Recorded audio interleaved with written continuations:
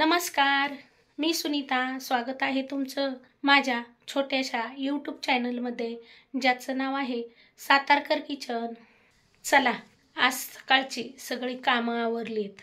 आज लवकर उठून कामं आवरलीत, कारण आज माहेरचा गोंधळ आहे आणि गोंधळ आहे मुदाई देवीच्या मंदिरामध्ये. आणि हे मंदिर खूप बघण्यासारखे आहे. या मंदिराचा चमत्कार म्हणजे या मंदिराचे प्रवेशद्वार एवढे छोटे आहे की आत जाणाऱ्यांना भीती वाटते की आपण या मंदिराच्या दरवाजात अडकून तर बसणार नाही ना. बघा हा चमत्कार. आणि मी तिथे गेल्यानंतर हा चमत्कार तुम्हाला दावणारच आहे. तर आता उशीर होतोय, तर आता तिथे गेल्यानंतर मी व्हिडिओ कंटिन्यू करीन. तर बघा, आम्ही आलो आहे देऊर गावातील मुदाई मंदिरात. ही देवी आम्हाला सुद्धा आहे आणि माहेरच्यांना सुद्धा आहे. आणि हे जी मी दाखवत आहे ते देवीच्या गाभाऱ्याबाहेर मंदिर आहे. आणि हे मंदिर खूप जुने आहे. आणि ही देवी खडक फोडून आत खडकाच्या आहे. खूप छान मंदिर आहे आणि पौराणिक मंदिर आहे. याची कथा सुद्धा खूप छान आहे. आणि इथून आतला भाग जो दिसत आहे तो सर्व खडकामध्ये आहे. खडकामध्येच खोदकाम करून हा भाग तयार केला आहे. आणि बघा, इथून आतून जी लोक तुम्हाला येताना जाताना दिसत आहेत त्याच्या आतमध्ये देवी आहे. एका वेळेस 3 ते 4 लोकच आतमध्ये जाऊ शकतात. आणि आतमध्ये 3 ते 4 लोकांनाच बसण्या एवढी जागा आहे. बघा, या ताई सुद्धा कशा गेल्या आहेत. आहे ना चमत्कार. किती छोटासा हा दरवाजा आहे. आणि असं सरकत सरकत आतमध्ये जावं लागतं. वाकताही येत नाही आणि उभंही राहता येत नाही. आणि विशेष म्हणजे या गाभाऱ्याचं आणि मुख्य दरवाजाचं काम करायला घेतलं तर ते देवी आई होऊन देत नाही. असं म्हणतात की देवी आईची मर्जीच नाही की हे प्रवेशद्वार मोठं व्हावं आणि गाभाऱ्याचं काम व्हावं. खूप छान आहे आत सुद्धा. मी तुम्हाला आत गेल्यानंतर दाखवते. बघा, आहे ना चमत्कार. कितीही जाड असू द्या, या दरवाजातून बाहेर येणारच कोणीही अडकून बसत नाही. तर बघा, मी आत आले आहे आणि गर्दी नसल्यामुळे आम्हाला सुद्धा खूप छान दर्शन मिळालं. बघा कसं आहे हे मंदिर. कोणाला सुद्धा उभं राहता येत नाही. वर खडक दिसत आहे. आणि असं पाठीमागं सरकत सरकतच जावं लागतं. एका वेळेस 3 ते 4 लोकच बसू शकतात. खडक फोडायला गेलं तर तो खडक सुद्धा फुटत नाही. फक्त थोडीशी स्टाईल लावली आहे. हा दरवाजा सुद्धा मोठा होत नाही. बघा, आमचे हे या दरवाजातून कसे बाहेर चालले आहेत. हो, नेहमी गर्दी असते. आहे ना चमत्कार. आहे ना विशेष. ही देवी आई या खडकामध्ये गुप्त झाली होती आणि त्यानंतर या गावच्या लोकांना साक्षात्कार झाला होता.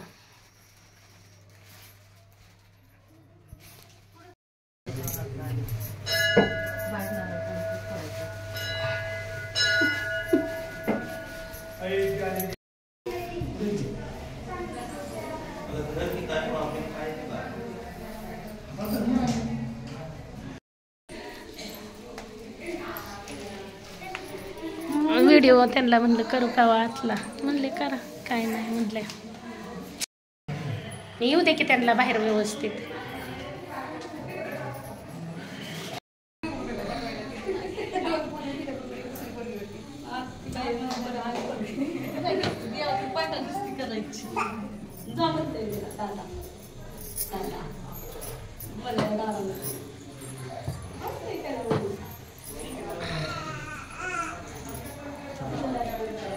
शरू. तर बघा, माहेरची सर्व मंडळी आली आहेत आणि आता गोंधळाची तयारी चालू आहे. देवसुद्धा उजळायला द्यावे लागतात. देव उजळायला दिले आहेत आणि गोंधळाचे साहित्य काढायला सांगितले आहे. ही आहे माझी मोठी चुलती. खूप वयस्कर आहे. 90 वर्ष वय आहे या चुलतीचं, पण अजून ठणठणीत आहे. 1 रुपयाची गोळीसुद्धा नाही. तिकडे माझी भाऊजाई आहे. ही आहे लहान चुलती. इकडे आई आहे. इकडे मोठ्या वहिनी आहेत. 2 नंबरच्या वहिनी आहेत.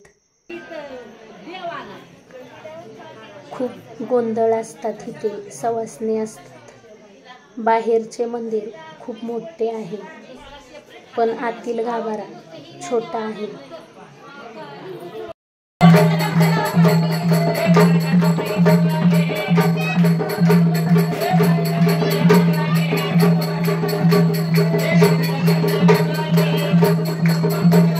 हा माझा भाऊ आहे आणि हा भावाचा मुलगा आहे. या मंदिरामध्ये 4 गोंधळ एकत्र केले जातात.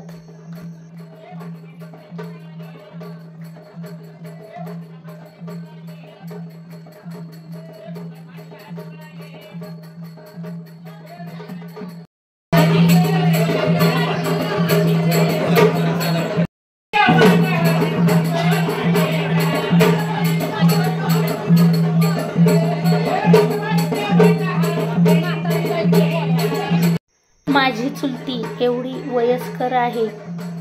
तिच्या अंगात येतं. तिला चालता येत नाही. अगदी वाकून चालते. पण बघा, अंगातलं म्हणतात ना खरं असतं. तर बघा किती ताठपणे ती नाचत आहे. देवी आई तिच्या अंगात आली आहे. नाहीतर नेहमी ती अगदी खाली वाकून चालते.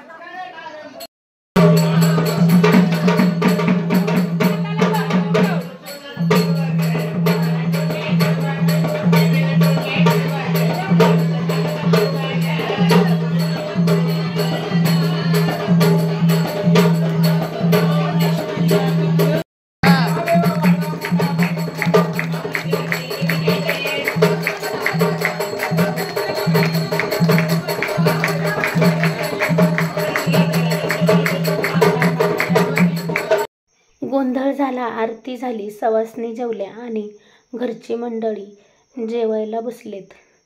इथे आई आहे, चुलती आहे आणि या 2 वहिन्या आहेत आणि तिकडे लहान चुलती आहे. या मोठ्या वहिनी आहेत. आमची जेवणं झाली आहेत. पोळ्याचा स्वयंपाक घरूनच करून आणला आहे. तर चला, सर्व कार्यक्रम आवरला आहे आणि आम्ही घरी चाललो आहे.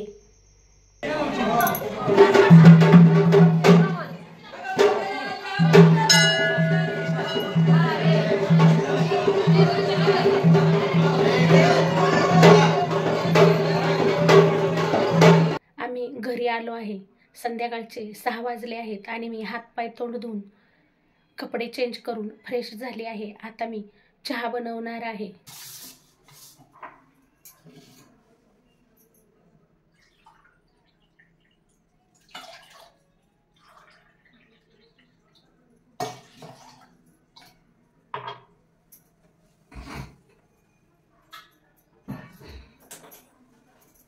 कुठेही बाहेर जाताना मी नेहमी रेग्युलेटर बंद करून जाते.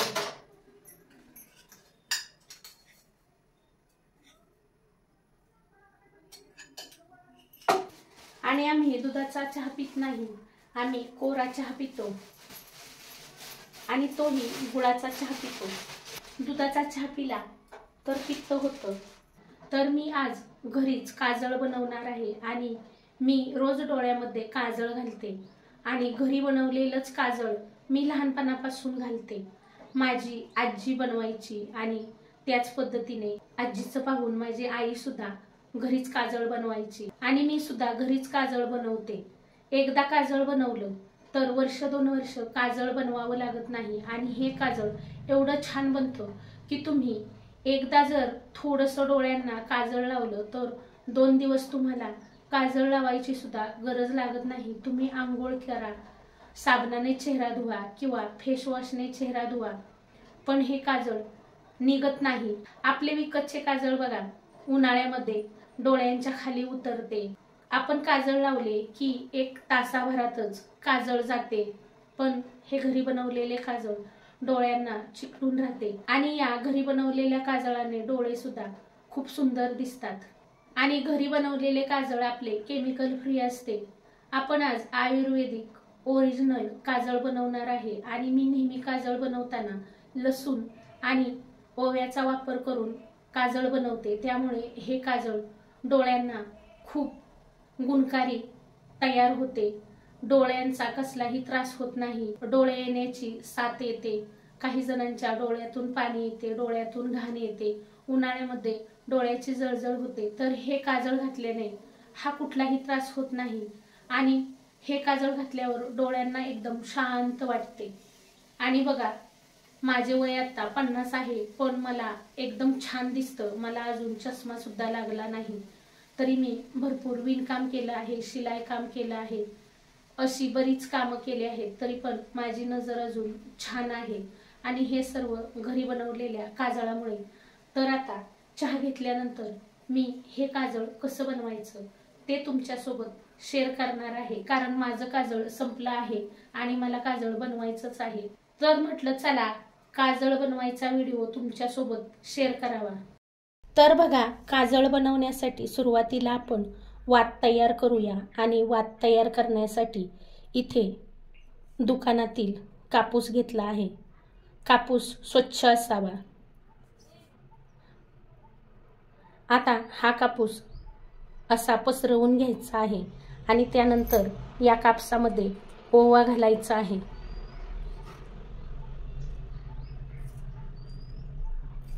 असा 2-3 चिमूट ओवा घालायचा आहे.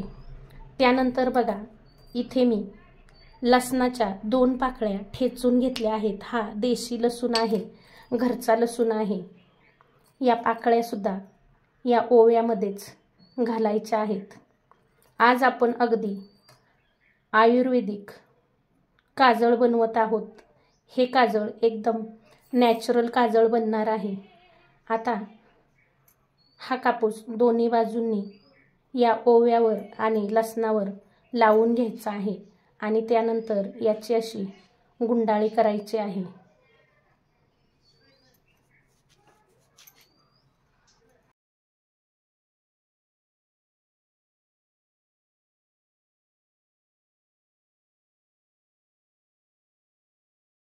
बघा, अगदी अशी पिळून पिळून ही वात करून घ्यायची आहे.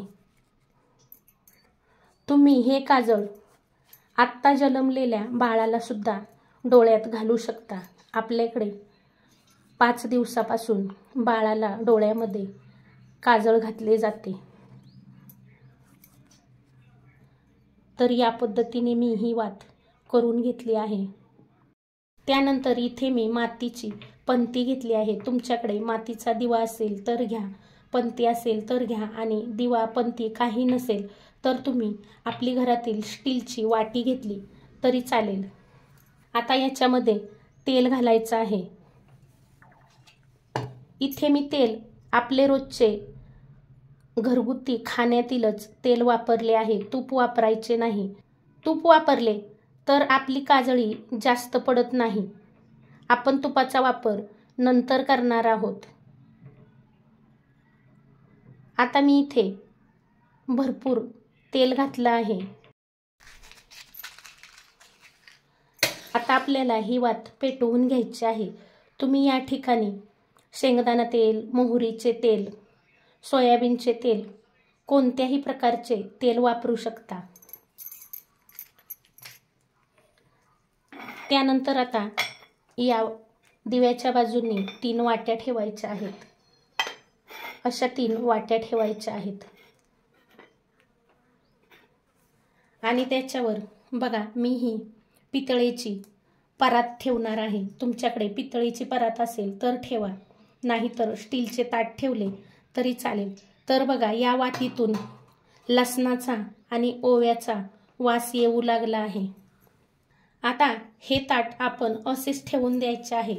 तुम्ही हे रात्रभर सुद्धा असेच ठेवून देऊ शकता किंवा दिव्यातील तेल संपेपर्यंत हे ताट असेच ठेवायचे आहे, म्हणजे याच्या बुडाला काजळी जमा होईल। आता आपण नंतर बघूया। तर बघा 2 तास झाले आहेत आणि दिवा विझला आहे आणि ही आपली परात सुद्धा थंड झाली आहे। परात जर गरम असेल तर लगेच हात लावू नका। ही परात थंड झाली आहे आणि बघा या दिव्याची वात सुद्धा पूर्ण जळाली आहे आणि तेल सुद्धा संपले आहे। मी अगोदर वाट्या ठेवल्या होत्या, पण वाट्या हाईटला छोट्या असल्यामुळे परात एकदम खाली राहत होती आणि दिव्याची काजळी, दिव्याचा धूर सगळा बाहेर येत होता, म्हणून मी असे डबे ठेवले, थोडीशी उंच परात ठेवली, त्यामुळे हा सर्व धूर या परातीला लागला आणि बघा भरपूर काजळी तयार झाली आहे। बघा तुम्ही पाहू शकता, छान अगदी डोंगरासारखी काजळी तयार झाली आहे आणि या काजळीचा वास सुद्धा खूप छान येत आहे। आणि जेव्हा ही वात जळत होती तेव्हा सुद्धा लसणाचा आणि ओव्याचा वास खूप सुंदर येत होता, अगदी घरभर वास पसरला होता। आता काय करायचं आहे तर असा स्वच्छ पेपर घ्यायचा आहे। आपण काजळ तयार करत आहोत आणि डोळ्यांचा प्रश्न आहे, म्हणून आपण स्वच्छतेची काळजी घ्यायची आहे। आता ही सर्व काजळी या पेपरवर अशी एखाद्या चमच्याच्या मदतीने किंवा तुम्ही पेपरच्या मदतीने सुद्धा ही काजळी काढून घेऊ शकता। खरंच ताईंनो, तुम्ही हे काजळ तयार करून बघा, अगदी ओरिजिनल काजळ तयार होते। तर बघा अशा पद्धतीने ही सर्व काजळी आपल्याला पेपरवर काढून घ्यायची आहे। त्यानंतर आता इथे मी बघा एक अशी स्वच्छ डबी घेतली आहे आणि या डबीत ही सर्व काजळी भरून घ्यायची आहे।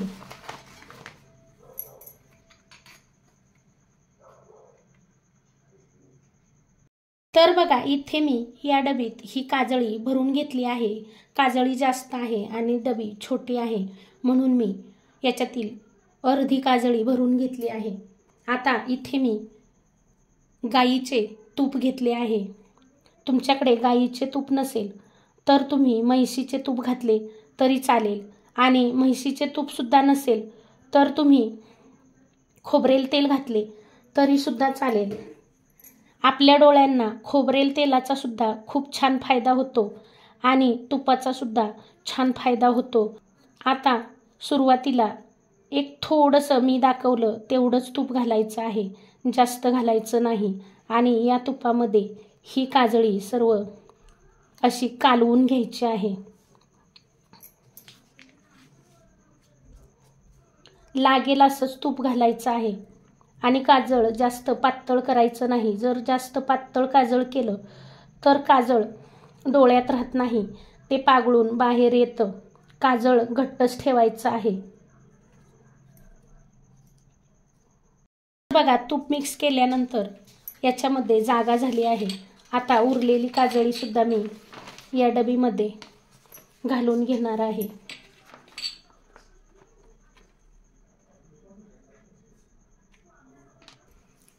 आता पुन्हा मी याच्यात तूप घालणार आहे। असा अंदाज घेत घेतच आपल्याला तूप घालायचं आहे।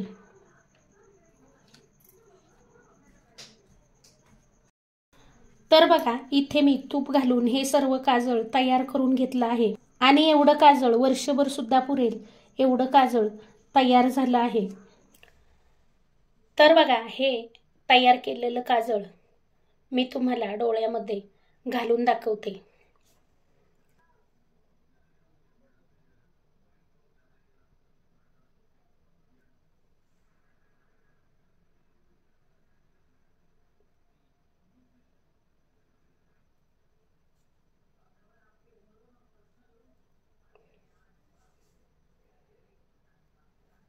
तर बघा, अतिशय सुंदर हे काजळ डोळ्यात घातल्यानंतर दिसत आहे। आणि हे काजळ तुम्हाला दिवसा जरी लावायचं नसेल तरी तुम्ही रात्रीचे झोपताना हे काजळ लावून झोपा। डोळे एवढे सुंदर होतील की उन्हाळ्यामध्ये डोळ्यांची जळजळ होणार नाही, डोळ्यांना चष्मा लागणार नाही। डोळ्यांचा जर काही त्रास असेल तर तो सुद्धा जाईल। कित्येक जणांच्या डोळ्यातून पाणी येते, तर हे काजळ घालून बघा। असे घरी तयार केलेले काजळ घातले तर डोळे सुद्धा येत नाहीत। तर तुम्हाला माझा आजचा व्हिडिओ कसा वाटला कमेंट करून सांगायला विसरू नका। व्हिडिओ आवडला असेल तर इतरांना शेअर करा, म्हणजे या काजळाचा फायदा इतरांना सुद्धा होईल। चॅनलला याआधी सबस्क्राईब केलं नसेल तर सबस्क्राईब करा, सपोर्ट करा। एक लाईक करायला विसरू नका।